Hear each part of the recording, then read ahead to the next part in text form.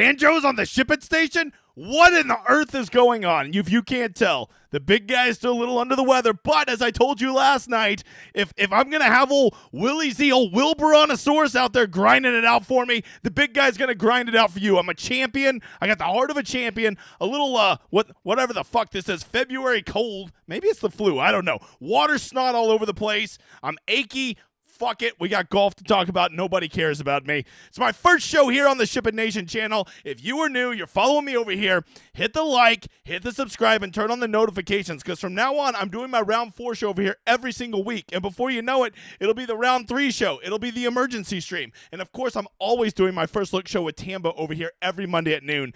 Be there as we break down prices this upcoming Monday for, I think it's Mexico? I don't know. So there you go.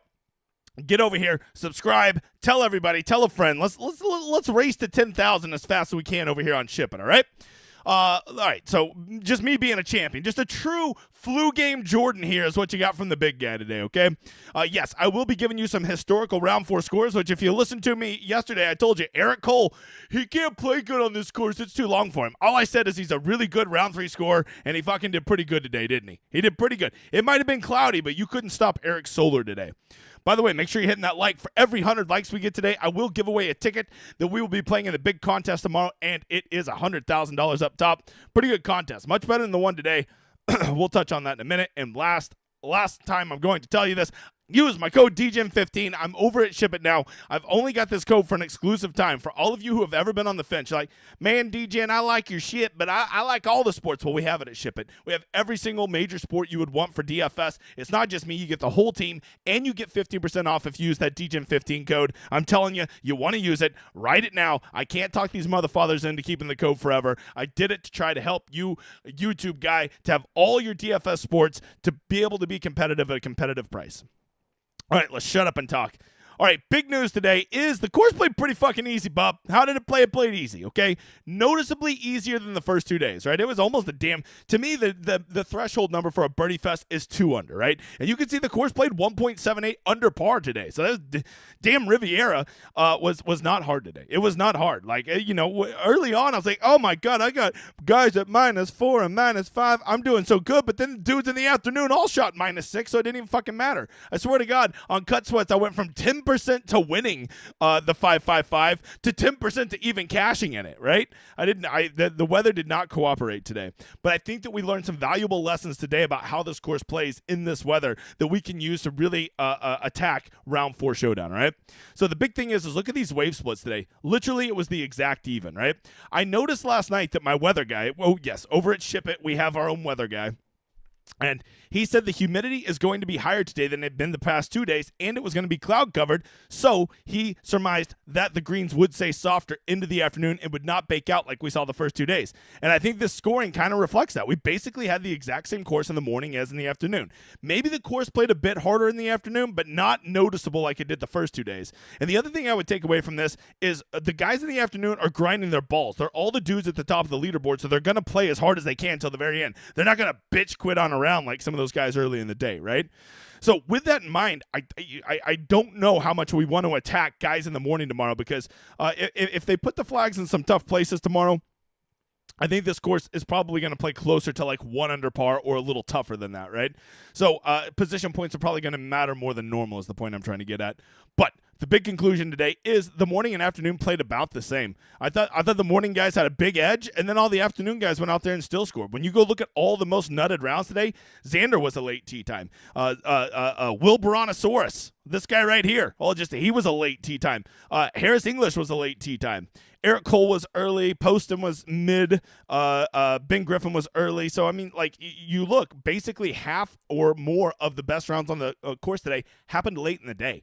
And so to just think that you're going to avoid all the top 10 guys tomorrow and try to fade position points, I think you could be playing with the devil there. Okay? I think that we're going to definitely want to have some of those guys in the top 10. We are going to talk a little bit roster construction once we get over there, because to me, round 4 is much more a game theory round and a roster composition round than it is about like who's the sexy picker player, right? Let's talk contest selection. If you guys haven't seen, the contests for tomorrow are lovely, right? Even the big $25, right, is now instead of a third to first, it's a quarter to first. It's still shitty. Don't get me wrong. It's still shitty. But here's what I can tell you. If this thing was just 500,000 total prize pool and they would just take that extra 100,000 and spread it over the top 10, I would honestly play in this thing. Like, it is almost playable, right? Second place is 40% of first. We want it to be half, and 10th place is currently 1/100th. We want that to be closer to 1/10th, right? So, like, am I going to play in this? No, right? And if you're wondering why I always say this, look, here we've been collecting this data. Here is Sunday Showdown main tourney this year. We've had 5 Sunday Showdown rounds this year.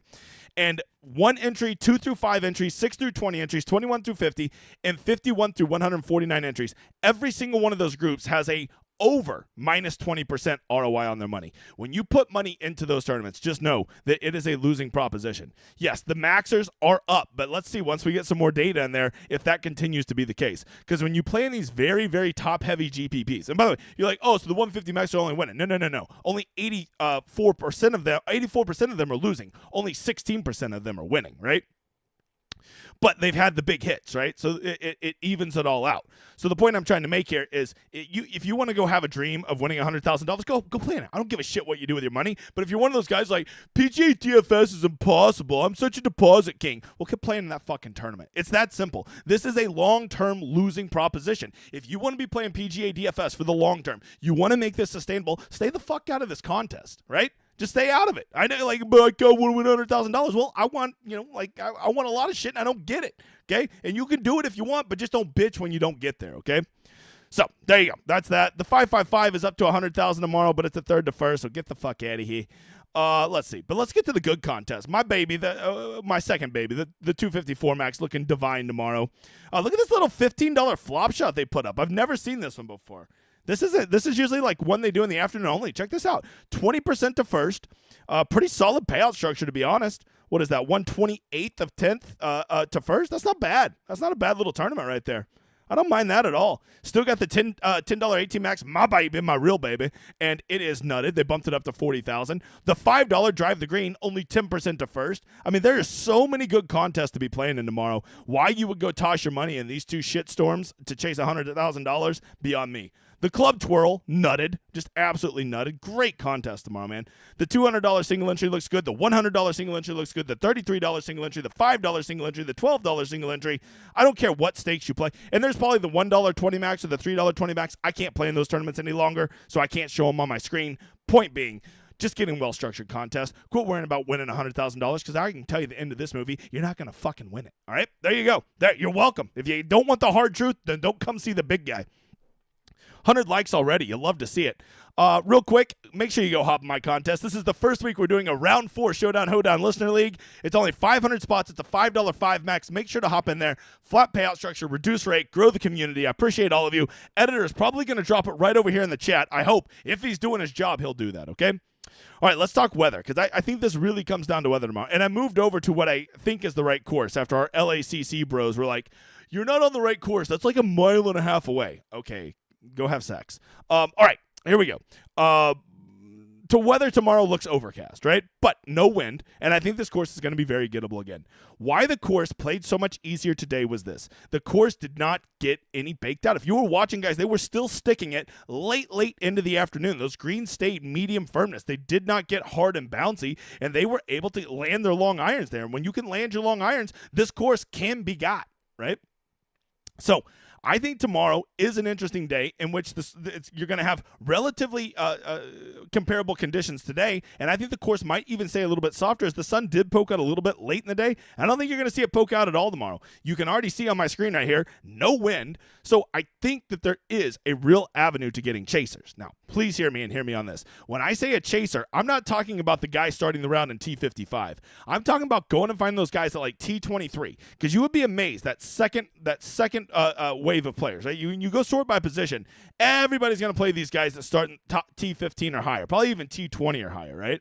But you start getting into guys like, these guys right here, a bunch of good players here at T27, right?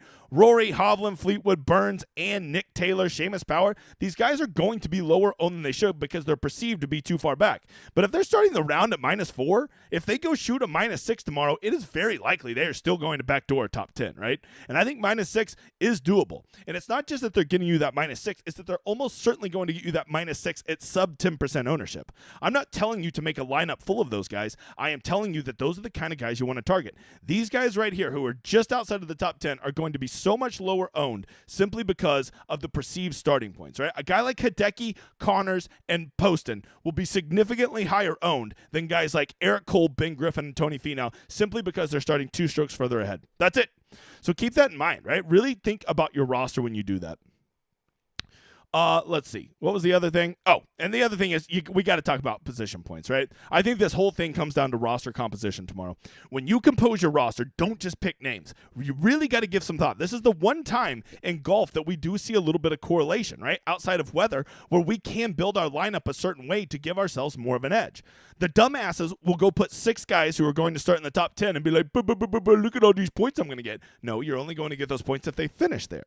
The key is you want to have some guys who start in the top 10, because I will guarantee you right now, whoever wins this tournament tomorrow, you're probably going to want to have on your lineup, and they will definitely start in the top 10. No one is winning this tournament that is not starting in the top 10 tomorrow, right?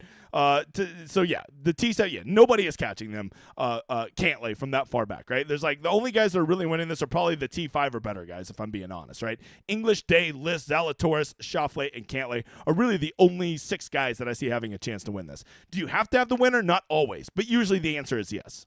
So I do think that you are going to want to have a rule where you have at least, at minimum, one of these top 6 guys. I would set a rule. If you're a solver guy and you build your lineups on the solver, I would have a rule that you set in there that every lineup must contain one of, and then I would have whatever these guys you like. You don't have to play all these guys, but just say you're really in on Xander and Day. Okay, well then have a rule that every lineup must have either Xander or Day in it, right? And if they go win, not only are they having that good round to get you those points, they're also going to go steal those 13 bonus points for finishing first place over Cantlay. If you think old Neckbeard's going to run away with it, well then you might want to play him, right? I will tell you, I think there's a path to fading Cantlay, because if you watched him play today, he played uber conservative. He just threw it to 30 feet to the middle of the green and then 2-putted everything, right? He was not being aggressive. He was not attacking pins. And if he didn't putt with a shamrock shoved up his ass, he would have shot over par today, right? So there is definitely a path to fading Cantlay. In seasons past, Cantlay would be 55% owned. I bet he'll be 33% owned tomorrow, just because of the influence that the show has had on the community, changing the way they think about playing leaders. So really, if you think Cantlay's going to win, you should probably be happy that you're going to get him at 33%. I actually think it might be good to have a rule to have at least 2 of these guys in there, right? So say you have a player pool, you pick 4 of these top 6 guys you like, and you set a rule, every lineup must contain 2. And then maybe you go set another rule that has all these T7 and T10 guys and say it must contain at least 2 of these. Now, you're not picking all these guys for your player pool, right? But say you have Connors, Poston, Hoagie, Hughes in your player pool. You say every lineup must contain at least 2 of those guys, right? And then once you have that, now you have that win equity, right? You have those guys who can backdoor the top 5s, which are really nice for getting those bonus points, right? You get 8 points for a 5th place, right? But then also what you're doing is now you're giving yourself a lot of freedom with what to do with your last 2 spots in your lineup, right? Now you can go get that, you can go spend that money on a Max Homa, on a Scotty Scheffner, on a Tommy Fleetwood, on a Victor Hovland, on a Rory McIlroy, okay? However you want to do it, okay?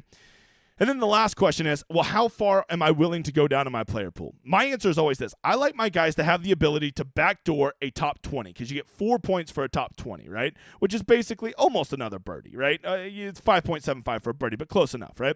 So who are the guys who could realistically backdoor top 20? To be T20 right now, you have to be at -5. So I'd say you probably need to be within 4 shots of that, right? Realistically within 4 shots. So if I'm playing in smaller field single entries, my cutoff is probably the -1 guys, these T44 guys. Now, if you're playing in the mega lotteries, right, you're a donkey dick and you like to light money on fire, I get it. I respect you. Then I think that basically Højgaard, Grillo, Hoffman, and don't play Chase Johnson, but those other 3 are all on the table to play, right? But realistically, I'd say those T1 guys, I think the smaller the field, the less cute you need to be, right? Like I don't really see a big need into jumping down. Like playing Colin Morikawa or Sung J M or Cam Davis, one of these guys is likely going to go nuke tomorrow at like 4% ownership. I don't know which one, but I promise you it happens every week. One of these good players that everybody's forgotten about goes nuke.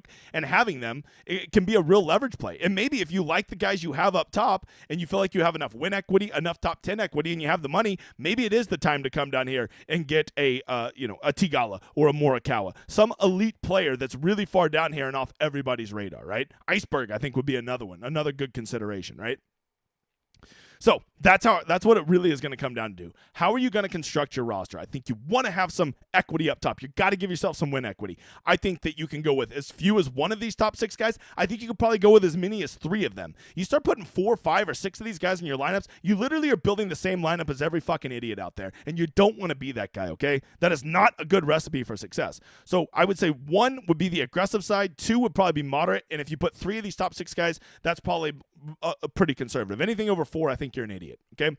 From there, this next batch, I think you want to maybe make a new rule for the T7, maybe through T15 guys. These are all those guys who can backdoor you those top 5s. Maybe have a rule to have 2 of those guys in there, or 3, depending on what you do with your first rule. And then I think you really want to come down here and just pick who are the guys that are going to say fuck it tomorrow and shoot at every flag bend and go after it, right? Who are those guys going to be? And then you just go try to find some of those guys. Because whoever wins a GPP is going to have that, 3% owned Taylor Moore that shoots a -6, or a 3% owned whoever, right? Nick Taylor, whoever it is. I'm just pulling names out of my ass. I don't necessarily like those guys, okay?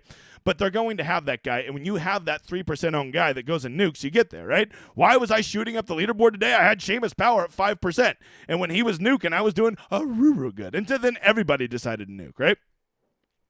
There you go. That's enough on roster composition, all right? Let's just go look at some quick stats. Who just, let me hit refresh real quick. Let's look at round 3 stats. Oh, dude, old Will Baronosaurus out there just throwing darts. You love to see it. He looks good, man. He looks good. He's even got that cheater putter rolling. You love to see old Will Baronosaurus. And here's the best part. He hasn't even got a ball stuck in the trees yet, right? And when he does, he's going to be able to reach up there with his long neck and get it. I'm telling you, don't underestimate that ability. All right, let's see. Taylor Moore. My God, man. My God. Look at that approach. My God. Taylor Moore can get roasty hot. Bez. When Bez's approach is on, I typically play him. That's generally the rule, because Bez can putt. And if his approach is going to be on, he can figure the rest of it out. Benny Ann. Nice approach round. Luke List. Oh, my God. Luke List picked up 2 strokes putting today. What is this world we live in anymore? Let's see. Oh, I don't even have ball striking. If you ever want to add ball striking, you can just come right over here and add it. Or yeah, ball striking. There we go. Let's search by just general ball striking. Who got there today? Basically, Adam Hadwin, ball striking? Oh, I'm always in on a ball striking Adam Hadwin. Sign my ass up. Who else do we got? Who else was ball striking? Oh, Tom Hoagie. Oh, Hoagie. Oh, Hoagie, huh? Out there ball striking, couldn't putt. Yeah, he did miss some really bad putts. All right, let's see if anybody's really bad off the tee today. We're otherwise good. We already talked about Bez. Adam Scott was throwing some darts out there. Can't confirm. He was luck sacking with his putter too, but still throwing some darts. We already talked about Taylor Moore, Benny Am, Willie Z. All right, let's see if anybody killed themselves around the green were otherwise really good. We already talked about Luke Deman Listeman. Man, it's like these guys that they suck at one thing, they just decide to fucking suck at everything. It's crazy. Got to be some hidden gems here, right? All right, just overall, let's just look at the event real quick. I just want to see who's been ball striking the most. Cam Young leading the tournament in ball striking. Didn't see that one coming, Bob. I mean, Cam Young is in that perfect stalking position. What did he do in round 3 out of curiosity? Cam Young. Where you at? Oh, Camerthan Youngathan. Oh, they sorted by first name? What is this? Fucking amateur hour? What are we doing here? All right, Young. Cam Young. I mean, he was pretty mediocre today, but overall, he is ball striking the shit out of it this tournament. Something worth noting there. All right, there you go. Once again, it's not about picks and plays, guys. It is about determining each range. Go put them into little pods, right? Go put these guys into pods. Go take these first 6 guys, day up, and decide which of those guys do you want in your player pool. Then go make another little batch and do post them probably through Cole, right? Through the T6 guys. And determine how many of those guys do you want in your player pool. And then go make it everything else pool. And then I want you to go set rules for how many of those top, that first group you want in each lineup. Then I want you to make a rule for how many guys you want in that second set, and then I want you to just have your everybody left over. And then if you're somebody who uses an optimizer, let the optimizer do the magic for you, okay? And if you're thinking, well, I don't know who to put in there, well, thank God I have the Rosetta Stone right here, right? This is something I offer all my members over on Ship It. It's the best tool out there. It looks a little intimidating at the start, but once you get used to it, you'll be like, man, that thing is the truth. Well, how in the hell would you ever know to play Seamus Power? I fucking put right here. He's a sleeper. Go look. He had all the telltale signs of having a really good round, right? Denny McCarthy. We had a really nice round today. A+ boundary round regression. A+ short game regression, right? How in the hell was I ever supposed to see that coming? There's a lot of telltale signs there. You just got to know what you look for and then hope you run pure on that day. If you're wondering where you get this, you just come right over here to ship it. I don't know how many times I got to tell you guys this. You need to get the fuck over there. I only have so long to pull my weight and get people to sign up using my code. You go right here to join the nation, and then you can sign up for any of these packages, which, by the way, this is for all the sports. NFL, NBA, PGA, MMA, NHL, MLB, NASCAR, and college football. This gets you everything. Go sign up for the annual. This isn't one sport. This is all of them. Then use my DGen15 code, and that gets you another $90 off of that, right? It's going to get you 15% off any. If you want to just do the 6 month, then do that, right? If you just want to be here through August when the golf season kind of ends until it gets to the swing season, do the 6 month. It's nutted. And then, yes, you can still go hop in the MMA big fight tonight, right? You can still do your MLB and your NHL and NBA and all of that, right? It's still all there. Great team over there. I swear by it. Use my code DGen15. If you're an old and you don't get all this stuff, just reach out to us. So we'll help you. We still got the support at DGen75 on Twitter, and we have support at DGen75 to help you out. I see 200 people in here, only 134 likes. That means we have what is that? 68 dickies. 68 dickies. All right, real quick. Those really good round 4 scores. This did us pretty well yesterday. The ones we're looking at. Russell Henley, he was sneaky good today until he started sucking. Old Iceberg Lettuce, you love to see it. Andrew Putnam, Andrew approached him, and Tommy Kim. All those guys are in the top 6 of round 4 scores. So if that's something you buy into, that can be some sneaky stats for you. Now, for the drawing, editor, go ahead. Draw me a name. Let's see. We'll just do one for right now. If we get to, we'll do one. We'll do one.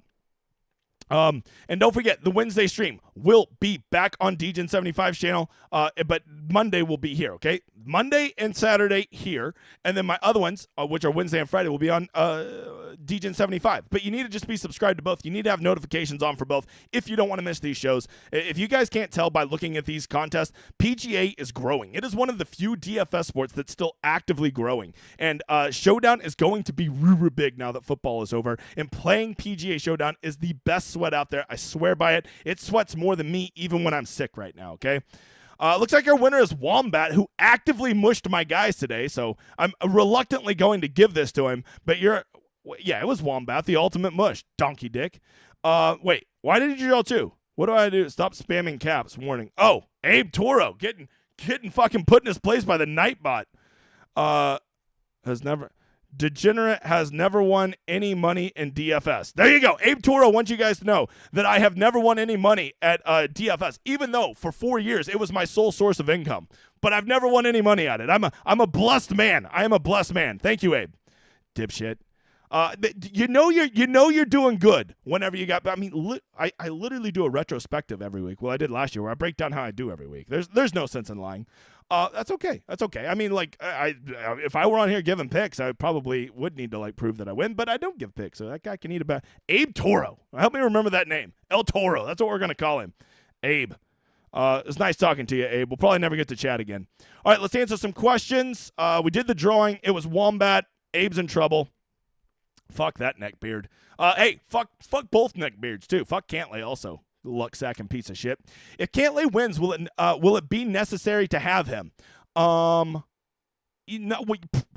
Not necessary, but likely, right? I would say that if he wins, he probably shoots a -3 or -4. That, along with the bonus points he'll get, will probably be good enough. But you could fade him. Maybe he shoots a -2, and then that's good enough because the conditions are tougher than we would expect, and then there would be a way. But I'd say probably 75 to 80%. Can we please ban Rory, Monty, and Patrick Rogers from the Rosetta Stone? It would do everybody a favor. It'd be doing everybody a favor. Would you rather have a golfer that is building momentum as the week has gone on, i.e. 71, 69, noise, 68, or someone that's coming off of a good round 3? Yeah, I mean, guys that are trending, I never mind that. But for round 4, I always like a bounce back guy, right? Like anybody, Corey Connors kind of spun his wheels today. Mackenzie Hughes spun his wheels today. Tom Hoagie spun his wheels today. I'm much more interested in those guys because they're still up at the top of the leaderboard, and you're going to get them at a discount simply because they're coming off of a poor round. Will Neckbeard smile if he holds on? I hope not. He has an ugly smile. Are you a poor? I can assure you, Holly, I am not a poor. You should know I provided you with my $18.99 a year fancy weather projections just for you, sister.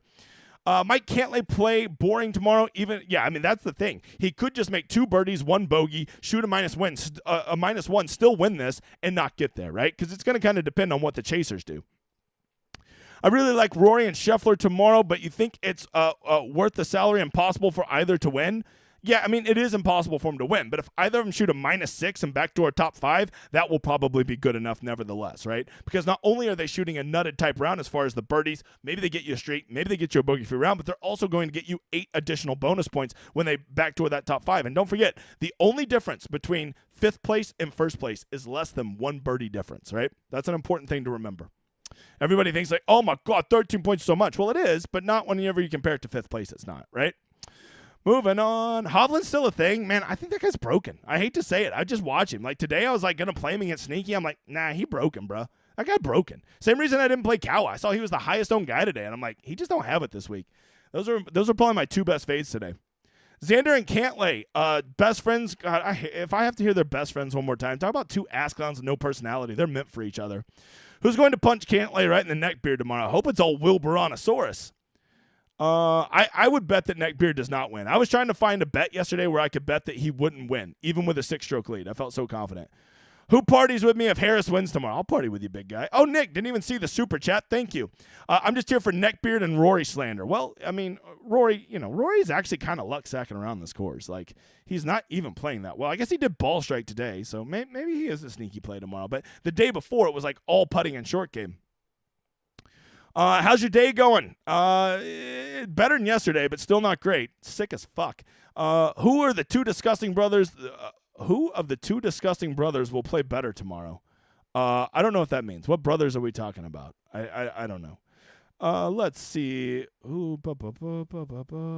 How about that Mac Hughes on the long, hard courses tidbit? I mean, yeah, I think he could be sneaky again tomorrow, right? I didn't like him coming off a nuke round, but I mean, the guy's a guy will grind his dick for you, and that around the green game is elite. To be fair, Fleetwood was a good round 3 score and took a hit today. Maybe Scotty's putter rubbed off. I mean, Scotty can do that. His putter's so broken it rubs off on other. Finau minus 2.46 with a putter. Dude, watching Finau putt is starting to become hard to do.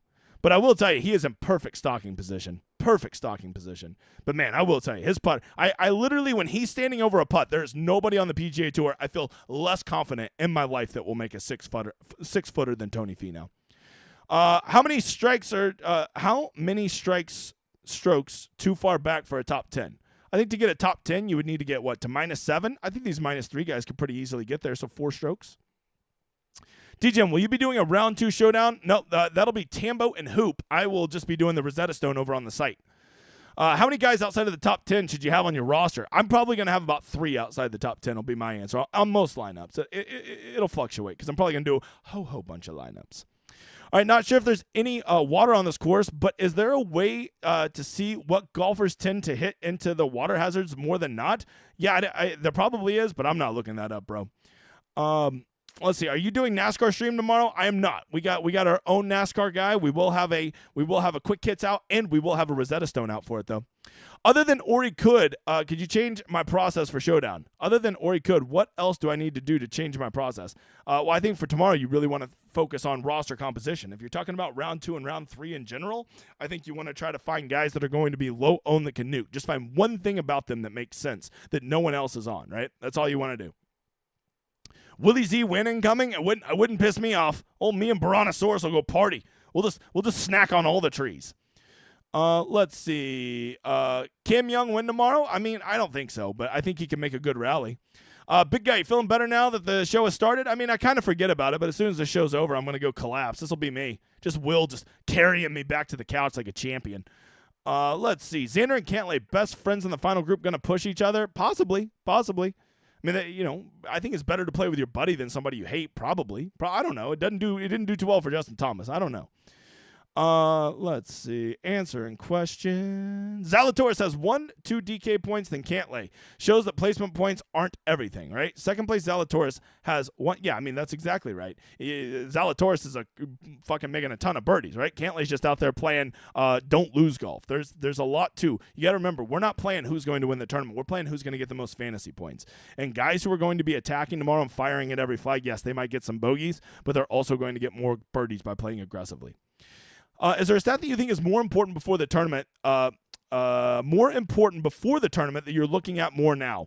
Well, I mean, I honestly the probably soft to medium conditions. Typically, this course is firm, but everything I watched this afternoon, they were not having a problem stopping long irons on the greens at all. And that's usually one of the big protections of this course. Let's see. Yeah, Cody can confirm I've won. I literally split 25 grand with Cody last year. That's what I split with a fucking listener. Would you? Oh, Spunky's on here? Let's see. I know that guy. Would you be worried about Cantley's history contending with Xander in the final pairing? Would you be worried about Cantley's history contending? To be honest, Spunky, off the top of my head, I don't know Cantley and Xander's history of playing together. So if you want to give me some more insight on that, I'd be more happy to answer it. Brian Gallucci in the house. Want picks as proof? I got picks, bro. Let's see. I think your flu recommendation to feel better. I like that. Is Solar back? I don't think so, Doug. I think he had a good round today. He's just a guy that plays well on Saturdays. And yes, this course is a little long for him, but a guy can play, man. Eric, you guys got to quit sleeping on old Eric Solar, all right? Let's see. Round 4 scoring or win equity more important for round 4 showdown? Round 4 scoring.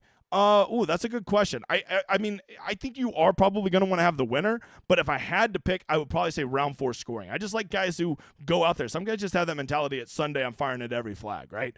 Whereas if I had to guess, I think Cantley is going to be a guy that's like, yeah, I'm just going to fire at the middle of every green, right?